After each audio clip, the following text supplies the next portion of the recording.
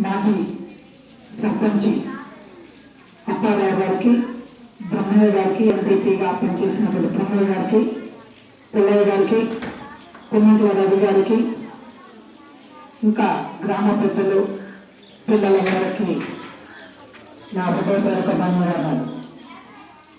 ఈ స్కూల్ని నేను దృష్టిలో ఉంచుకున్నాను.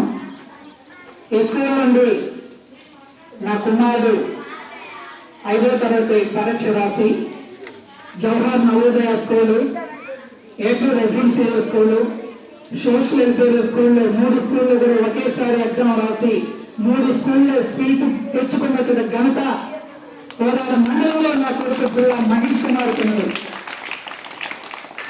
నేను ఎంతో ప్రయాసపడి నా కొడుకును చదివించుకుంటూ ఏపీ రెసిడెన్షియల్ సోషల్ వెల్ఫేర్ గురుకుల పాఠశాల వదిలిపెట్టి జవహర్ నవోదయ స్కూల్లో చదివిస్తే ఇంటర్మీడియట్ కంప్లీట్ చేసుకొని తదనంతరం ప్రైవేట్ స్కూల్లో BTech software, Hyderabad MTech software చేస్తూ కాలేజీలో లెక్చరర్ చేయడం జరిగింది. ఇది ఎంతవరకు అనేది పద్ధతి కాదని జాబ్ చూసుకోనానంటే కష్టపడుతూ ఎగ్జామ్ రాస్తే బ్యాంక్ ఉద్యోగం ఆర్ఆర్బీ రాశారు, క్వాలిఫై అయ్యాడు, కానీ జాబ్కి అవకాశం దొరకదు తక్కువ మార్కుల వల్ల. మళ్ళీ అక్కడ కాదు రామని చెప్పి చేస్తున్న ప్రైవేట్ ఉద్యోగం వదిలిపెట్టి మండ్యాల 2 నెలలు కోచింగ్ పంపిస్తే 1 నెల కోచింగ్ కంప్లీట్ చేసుకొని 2వ నెల ప్రారంభంలోనే నోటిఫికేషన్ వస్తే అప్లై చేసి 2వ నెల 15 రోజులు కోచింగ్ తీసుకొని వచ్చి ఎగ్జామ్ రాయగానే కర్ణాటకలో కృష్ణా ప్రగతి వికాస్ బ్యాంకులో మేనేజర్గా, తెలంగాణలో ఆంధ్ర బ్యాంకు క్యాషియర్గా ఉద్యోగం తెచ్చుకున్నారు ఒకేసారి.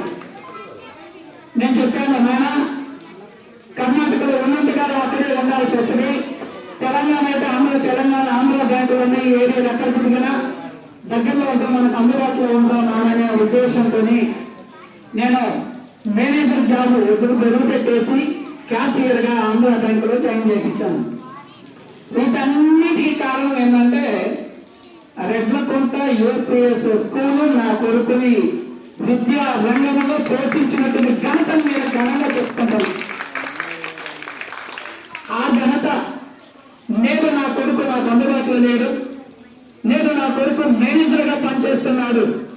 తమిళనాడులో మదురైలో మేనేజర్, అసిస్టెంట్ మేనేజర్గా పనిచేస్తున్నాడు. ప్రమోషన్ వచ్చి 5 సంవత్సరాలకి. ఇప్పటికి 15 సంవత్సరాల నుంచి జాబ్ చేస్తున్నటువంటి ఎగ్జామ్ రాయలేక ప్రమోషన్ తెచ్చుకోలేని స్థితిలో ఉన్నారు. నా కొడుకు 5 సంవత్సరాలు క్యాషియర్గా చేస్తూ మేలచెరువులో ఎగ్జామ్ రాసి అసిస్టెంట్ మేనేజర్గా ప్రమోషన్ తెచ్చుకొని మదురైలో ఉన్నారు. ఇదే ఉద్దేశంతో ఈ స్కూల్కి మా కుటుంబం రుణపడి ఉన్నదని, ఈ స్కూల్ నుంచి ప్రతి సంవత్సరం విద్యా రంగంలో ఎక్కువ మార్కులు వచ్చినటువంటి పిల్లలకి మేము మా శాయశక్తిగా కృషి చేయాలనే ఒక ఆర్భాటంతో ఒక ప్రణాళిక రూపొందించాను. నా ప్రణాళిక ఏంటంటే rural integrated community health society. ఇది 2019లో గవర్నమెంట్ రికగ్నైజేషన్ రిజిస్ట్రేషన్ చేయడం జరిగింది. ఇప్పుడు 4 సంవత్సరాలు కంప్లీట్ అయిపోయి 6వ సంవత్సరం మధ్యలో ఉన్నది.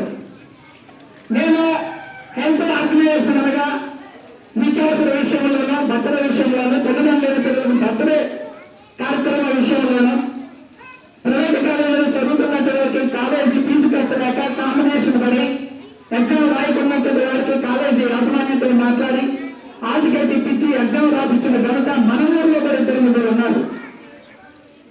అలాంటి స్థితిలో గుర్తుండాలంటే నేను కూడా ప్రతి సంవత్సరం రెడ్లకుంట స్కూల్కి రుణం తీర్చుకోవాలని, రెడ్లకుంట స్కూల్ నుండి విద్యారంగంలో మా సంస్థ ఒక భాగస్వామ్యం కాబట్టి ఎడ్యుకేషన్ పరంగా 7వ తరగతి ఫస్ట్ మార్క్ వచ్చినటువంటి వారికి ప్రతి సంవత్సరం 3 పదాల గిఫ్ట్ ఇవ్వాలన్నటువంటి ఉద్దేశం మా కలిగి ఉంది. ఈ గిఫ్ట్ మా పేరు తెచ్చుకోవటం కాదు, ఈ గిఫ్ట్ కొరకు ఉన్నటువంటి ఈ పిల్లలు పోటీ పడి బాగా నేను చదవాలన్నటువంటి ఆతృత కలిగి ఉండాలని పిల్లలకి నేను పోటీ పెడుతున్నా ఈ గిఫ్ట్ ఇచ్చి.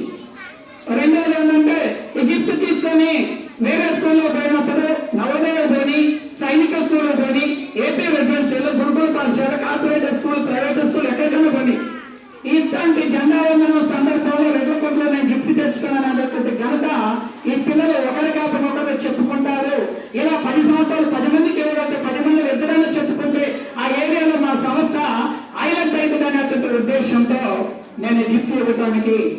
సిద్ధంగా ఉన్నాం. ప్రతి సంవత్సరం ఇదే ఆగస్టు 15న 116 రూపాయలు ఎక్కువ మార్కులు వచ్చి సెవెంత్లో చదువుతున్నటువంటి పిల్లలకి కాంపిటీషన్ గిఫ్ట్ గా నేను ఇస్తూ ఉన్నాను. అది ఈ రోజు మీకు ప్రారంభిస్తూ ఉన్నాను.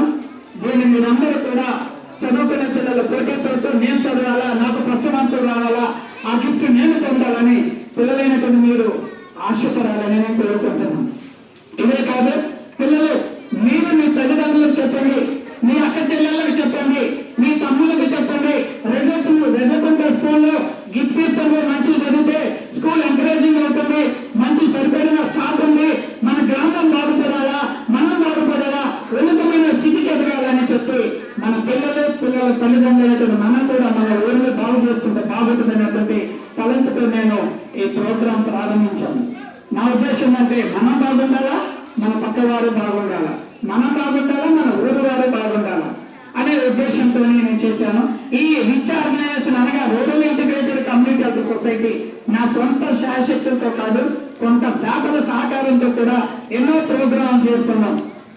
కాబట్టి ఇంకా మీరు ఈ విధంగా స్కూల్ డెవలప్ అయ్యి పిల్లలు పెరుగుతూ స్ట్రెంత్ పెరుగుతూ మరి సంస్థ ఇట్లా విద్యారంగం ఇంకా అభివృద్ధి పొందితే ఇంకా ఇలాంటి ఎన్నో గిఫ్టులు మేము ఇవ్వడానికి సిద్ధంగా ఉన్నాం. సంతోషంగా దేవుడి చిత్తం అయితే మళ్ళా వచ్చే సంవత్సరంలో 2వ గిఫ్ట్ మీరు ఇవ్వడానికి నేను మీకు ముందే తెలియజేస్తూ ఉన్నాను. ఆ గిఫ్ట్ ఏంటనేది నా ఇప్పుడు నేను చెప్పను.